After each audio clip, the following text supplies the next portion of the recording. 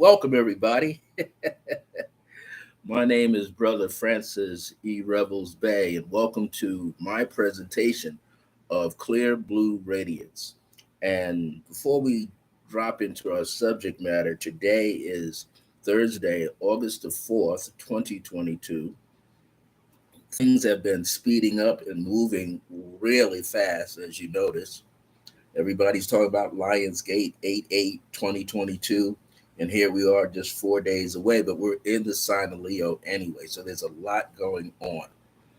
One of the things I want to first tell you is that I've been a spiritual counselor for 40, 45 plus years, and this is my opportunity to come on and share some of my wisdom with all of you on a weekly basis. So I try to be here at 1 p.m., but today is moving a lot differently since yesterday. So we're doing it at 1:30. Usually I come on at 1 p.m. every Thursday here for Resident Essentials YouTube channel.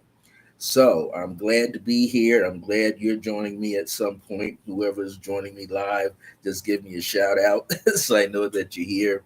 I'm glad that I'm here too. I'm glad that lots more people will begin to pop right in and join us. Well, one of the things I want to talk about, my topic for today is when you season your food, it tastes better.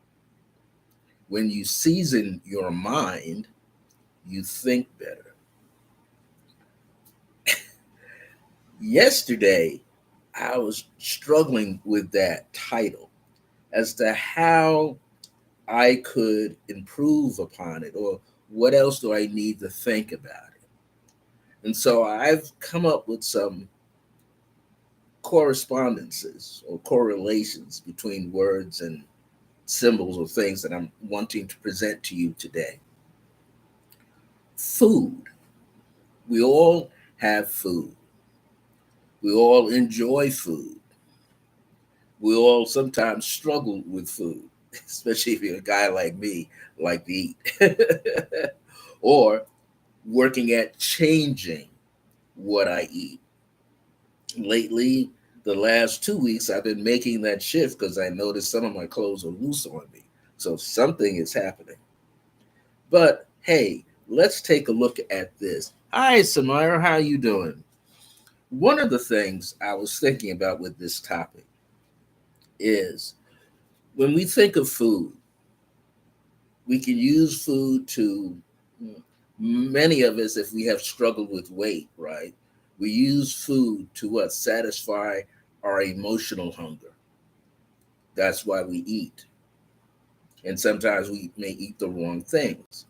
Or we could eat the right things and overeat that, have too much. Food. There's all kinds of food that comes to us into through our mouth, through our olfactory nerves, because we're smelling good seasoning and aromatic scents, and you can smell food here, veggies here, spices here. And all of these things have a lot to do with serving us. When we are seasoning food, it's serving us in a very unique way. I used to have a friend. He has passed on maybe by transition about 2, maybe 3 years ago. His name was Ron McMillan. And Ron went through a lot of things in his life, but as a young man, he had a temper issue, so he was always in and out detention halls all the time. But at some point, he was able to learn how to cook, be around his grandmother and his aunts and his uncles, who were excellent cooks. And then he also got into the martial arts, which also curbed his anger and allowed him to become more focused and more creative. So, and he was a Leo. July 26th was his birthday. He was about a year older than me. And I knew this guy for a long time. And one of the things that would just make me sit in awe wasn't his black belt level of martial arts. It's the way that he cooked. This guy had a photographic memory, and his taste buds were immaculate. I would test him by taking him to Jamaican restaurants, Chinese restaurants, and I mean the places that are top level where the seasoning is intricate. And Ron could taste the food and he could tell you every bit of seasoning almost to the last ingredient that it took to make that flavorful food. And I would think about that. And then I also knew him as a guy that spoke 5 or 6 different African languages. Yeah, he was a very bright man. And he was always reading all the time. But his biggest joy, if it wasn't cooking, it wasn't doing martial arts, he was making up some music cassette tapes for people. And he would pack them 120-minute tapes with the finest jazz that around, the finest R&B around, house music, dance music. But why did I bring that up? Because he popped into my mind. Maybe he's walking through my apartment right now. Seasoning food is important. Watch a lot of food channels. Watch that guy, Gordon Ramsay, how he's like from little children to adults, pushing them to be their best when they prepare foods. Because why? Food gives sustenance to us. Just like water has to be clean, air has to be clean. And we need these things to be infused into our bodies, fused into our life. And when we see food presented in a colorful presentation, or if you do the best you can to present your breakfast, lunch, and dinner in a colorful manner, don't you get excited? You know you're going to enjoy every morsel of the food. Well, I started to think a little bit today. One of the things I thought about for sure was, how do we feed our mind? What are we allowing to go into our mind? I'm quite sure all of us have struggled with watching the news. News when we were younger, growing up, reading the newspaper, reading, magazine. Maybe it was Newsweek or New Yorker magazine. Maybe it was Good Housekeeping magazine. Maybe it was a food magazine. But we were reading these things. Why? Because it's giving us information. And we know the news media bombards us every day. I used to realize sometimes when I watched TV, watched a favorite program of mine, I thought I could switch from one channel to another when one was going through commercial break, until I discovered that all the channels, channel 2, channel 4, channel 5, but the major ones, 2, 4, and 7, were doing what? Putting their commercials out just about at the same time, maybe a minute, 30 seconds off. And I said, wow, this is how they keep people plugged in to the TV screen. Why? Because they're forcing you to watch their channel, forcing you to watch their information, whether it's a sitcom, a documentary, biographical information, nature scene, or political comedy, or just hard, raw politics. You switch from that channel and think, oh, I'm going to go over here and pick up my other channel where my other thing is that I want to watch to see what's going on there, but I can't do it. Why? Because they got a commercial on too. Let you know they all work together. They all got commercials going on within 30 seconds of each other.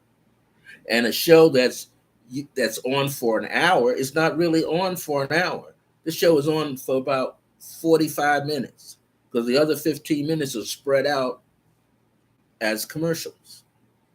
A 30-minute show, 10 minutes of that time spread out is commercials. We're being seasoned through commercials, not always the subject matter that you're watching. So I kind of throw this in there because we have our own thoughts, right? We are the cameramen and the camera women having two eyes, going around looking at things, whether it's in our residence, on our plate, outside ourselves. We have our emotions that kick in. And when the emotions kick in, what's going on? We find ourselves getting excited about what we are about to partake in, especially if it's something that you really like to eat. But what are the weeds, the bad parts? When you're cooking food, you got to watch how you season. Sometimes you can make it too salty, you can make it too hot, right? Or you can make it too sweet.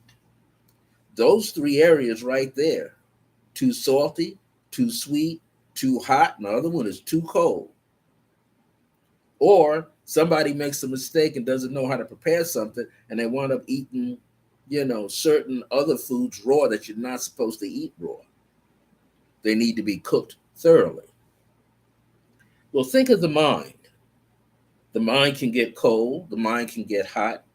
We can think about hot thoughts, cold thoughts, damp thoughts, sad thoughts, happy thoughts. We can think about a person who might have what they call a salty personality, or a person who's angry all the time. Or we've gone through those stages when we've been a little too salty with somebody, or which we could call sarcastic, or we could been a little too direct with somebody, or we got what they say hot in the collar. So we begin to see these expressions popping up. Again, the title is, and I need to look at it myself. The title is, When You Season Your Food, It Tastes Better. Align that with your mind and your thoughts. When you season your mind, you think better. That's provided that the seasoning that you're putting into the mind, the condiments that you're putting into the mind, are healthy for you. A lot of us struggle with sadness, depression. Depression, I learned from a social worker friend of mine many years, 20 years ago. She said, depression, she said, Bay, depression is anger turned within. You depress it, you push it in, you don't push it out. And I started to think, how many times I may walk around with anger. I don't do so much now in these past 20 years. I've gotten lighter, I tell you that. Much lighter. So much lighter that I make sure I'm laughing all the time as much as I can. Why? Because laughter causes buoyancy. It keeps you afloat. There's something that has been going around for the past maybe 10 years, and people call it laugh yoga, and they get certified to teach it. And they usually use, sometimes at the end of a workshop, they'll use Michael Jackson's We Are the World, or they'll use Louis Armstrong's song, What a Wonderful World. They'll play it at the end. Why? Because they want people to have that sense of melodic tones that can bring them toward happiness. But you don't have to be certified to be a laugh coach. You just need to start laughing. You need to string the he's and the ho's and the ha's and the chuckles together in such a way that you start to laugh randomly. Well, again, when you season your food, it tastes better. When you season it properly, it will taste better. When you cook certain foods properly, it will taste better. Even if you choose to have raw fruits and raw veggies and however you consume them, if you prepare them properly, everything will taste well. It will taste good.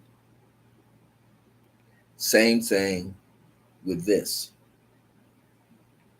We have to begin to look up here, to go within and see what we might be doing.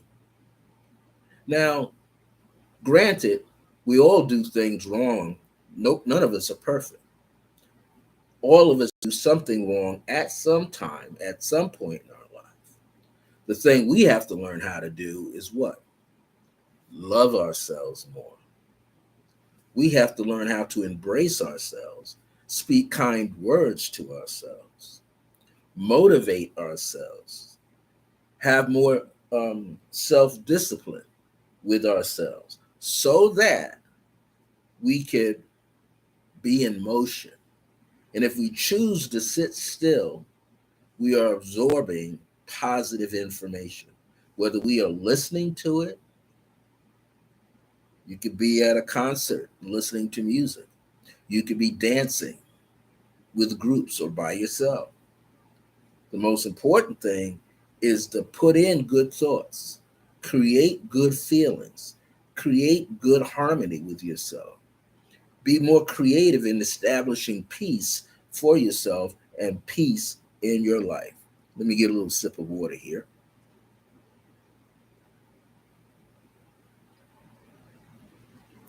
So what kind of sometimes you can have food that's seasoned bad, and you can go to some places, right? And people try to put other good seasoning on top. That's not good. That's like having an old rug on the floor and you want a new rug, but you don't take time to have the old rug torn up. Why? Because you have no idea how dusty the rug can be, carrying germs, mold, spores. When you pull up that rug, what do you see? Padding. The padding could be funky. That padding underneath could be all full of mold spores. So it's best to have someone help you, put on a mask, pull it up, put on some goggles, put on some clothes so you don't get all that bad stuff on your skin, in your clothes, in your hair. And you definitely don't want to breathe it in. Pull up that old rug, lay down a new padding, or check the kind of floor. Was it concrete? Was it wood? If it's wood, maybe you need to clean and brush, do all of that. Then put down new padding. Then put down a new rug. Right? That's building it from the what? The floor up. So I use that as a way for us to go within ourselves. What kind of things do we need to pull up that's happening on the inside of us? What you go into a garden and you see some weeds growing. And you know them weeds are what? The weeds will take over a garden and choke everything else out because it's a weed. Weeds do that. They don't think I'm going to go over to uh, 3346 to Mr. So and so's house, and I'm going to plant myself right here. I'm going to choke out his garden. It's just nature. The roots stretch out just like the trees. The roots stretch out and they go far and wide. They just don't stop 3 feet into the ground and 3 feet out. They keep going. Weeds do the same. Bad thinking does the same. Bad feelings do the same thing. Bad thoughts, bad feelings can do what? Just those two alone can begin to seep into each other, become entangled, and well as go into your physical body and create physical upsets. So we have to decide to release negative thinking, doubts, fears, illusions. Sometimes we can create an illusion because we're thinking things are so bad, so turbulent, that that's all we see. But I'm here to tell you, someone shared a thought with me. One of my spiritual sisters out here shared a thought with me yesterday, something that she heard from someone else. And I've heard this in a different way. The person was telling her, you got to call on your team.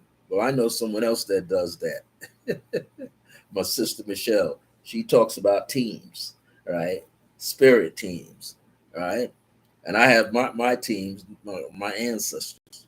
And I've been talking to them. I've been feeling my ancestors. I've been interacting with them, and I'm planning something for myself. And everything that I'm planning, everything that I'm intending, everything that I could see, everything that brings me excitement about what I'm about to do, and come the end of October, just the end of October, everything will be together. Why? Because I've allowed myself to widen my thought process, the way I think. I've allowed myself to get out of my own way. I've allowed myself to realize, hey, I could do things a different way. I don't have to keep doing them this way or that way. I don't have to think an old way. I need to think a new way. I need to develop a new process, and I need to then what? Follow through on a new process and do what? Expect it to happen. Expect what I'm looking to do in 2 or 3 months. Just expect it to happen, whatever that might be. This is what we have to work at. We have to allow ourselves this opportunity, these golden opportunities to do something different for ourselves. And when we do something different for ourselves, we allow ourselves to work better, feel better, have more excitement, be more energetic, and get ready to do what? Enjoy, embrace, receive. Enjoy, embrace, receive. Now I said that backwards, so let's we say it this way. We want to take care of this so that we could receive, get something at a higher level, a higher frequency. But just like a lot of New Age thought teachers, from Dr. Michael Beckwith to the late Bob Proctor to what's his name, Jack Canfield, they all say the same thing. What we got to do is we have to not destroy the ego. In my book, The Wisdom of Akhenaten, Akhenaten says, don't destroy the ego, just refashion it, make it healthier, because it's really a part of you. Make yourself healthier in your mind. Then you will see everything out here is definitely coming from a place within you. So we have to pull up the weeds of doubt. We have to pull up the weeds of fear. We have to pull up the weeds of procrastination. We got to pull up the weeds of what else? Illusionary thinking. We got to pull up the weeds that belong to the downside, the negative side, the sadness, the melancholy, the moodiness, the anger. I was trying to explain to a person, I had to do it through an email, and I wanted the person to realize it's not the other people all the time. It's not the person right close to them that's doing something to them. It's their own thought that they keep thinking that somebody's doing something to them. And then they say, well, when before I met that person, I was okay. Before they met that person, they weren't okay. This person in their life who's not working on them energetically, the person is just being present and loving them for who they are. That person needs to, the one who says, I feel victimized, that person needs to heal the pain with themselves. They need to heal themselves of victimhood, right? They got to start being downtrodden on themselves. They have to stop thinking somebody's bothering them. They have to change their mind. We all have to do it. We all have said at one moment in our life, that person over there is bothering me. That person over there is bothering me. This thing, this project that I'm doing, I'm not going to make it. I'm about to give up because I'm tired of all the mistakes I'm making. I'm tired of all this I'm doing. We have to change. When we change the way we are thinking, we allow ourselves to step in to something new. I'll say that again. When we change the way that we are thinking about ourselves, when we can start feeling better about ourselves, everything else will change. How we see things will change. How we feel about our lives will change. Why? Because we got to pull it together. We want to have a better life, we got to pull up ourselves together. We want to enjoy life in a different way, we got to think differently. We got to do differently. We got to have some things in place that are different. The late Reverend Ike used to say this all the time, and a lot of people have said it since he is long gone back in 2009. He would say, in order to do what you want to do, have what you want to have, and be what you want to be, you must change the way that you think about life, change the way that you think about yourself, change the way to realize you can have everything you want, you can be anything you want, and you can do anything you want. But you must work on your consciousness. We all have to work on our consciousness. Every last one of us on the planet has to work on our consciousness. We have to be persistent. You see negativity around, hey, just remember that those group of people who are being negative are being what? Persistent. They're working at it. Some part of them, I'm gonna be negative, I'm gonna go do this. And I'm gonna hurt this, I'm gonna knock this over. But they're persistent. Why? That's all they think about. So those of us who are positive people must speak positiveness into our world. We must feel positive in our world. We have to be consciously aware that we can be consciously aware of being positive. So when you season your food, it tastes better. But when you know how to season your food, you're seasoning it in a better way. Therefore, it's going to taste better than it did before.